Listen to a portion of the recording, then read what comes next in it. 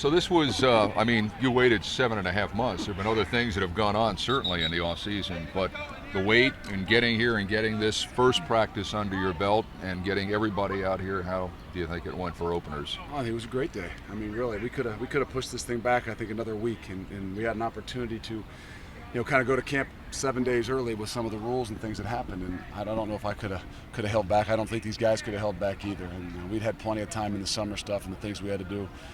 They're really excited about kind of the objective of moving forward and preparing to win football games. Is this more or less like a mini camp right now leading up to the camp? Is that what this is for the next week or so? It's exactly what we're calling it. We're calling it a mini camp, and we don't want them to, we don't want to grind it out right now, to be honest with you. So these guys will get out of here. We have a quick meeting in the morning, give them some time in the afternoon. They still got class and some things. When we go to camp, we go to camp. But this is a good concept of mini camp. We can focus on the football fundamentals. We can focus on getting the schemes and the concepts in that we want to do, and then obviously challenge them mentally because their bodies are ready. Now we just got to make sure their minds are ready. Sure. Is there a wild thing out here today? Like I know it's day one of many, but was there something that you saw today that made you say, okay, wow, this is going pretty good, either crispness of play or what? The thing that shows, I think, is a little bit more the leadership. When we try to do this in the spring and try to kind of walk away and let these guys kind of run some things themselves, again, they were new to it. They didn't know exactly what the expectation was. And we kind of challenged them this summer to do some of this as 45 minutes on their own where they truly led it. And it was, we kind of said we're making up for those 12, 15 practices that we didn't get because of a bowl game. And you guys need to take charge of that. And we got to find some way to be better at what we do. And work in the summers and some of those things so that when we come out here on day one, it's not like we're teaching a lot of things. We're able to kind of go out there and pick up right where we left off in the spring. Luke Fickell kind of touched on the mentality last season where they would give up and how it's changed into not giving up this season. What type of work went into changing that mentality from a coaching standpoint? We really got to see the true test out here, but I mean that's what the program's based on.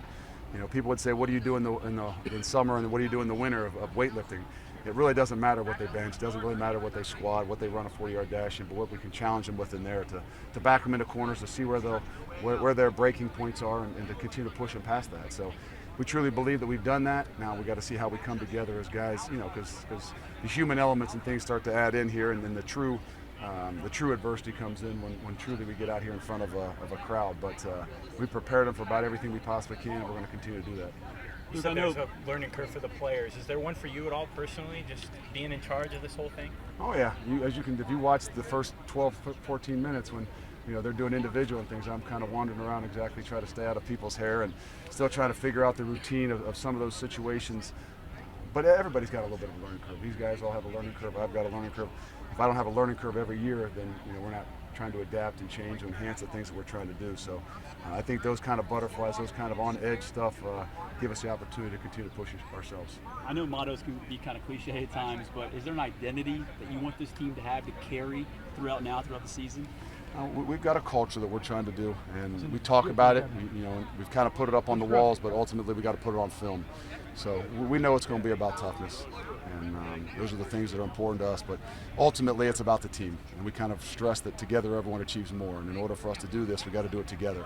And when things happen, and things go up and things go down, we got to make sure we can take care of one another, and ultimately, hold each other accountable, but also, shelter, take the blame for things, whether it's the coach, whether it's a quarterback, whoever, and make sure we all stay together.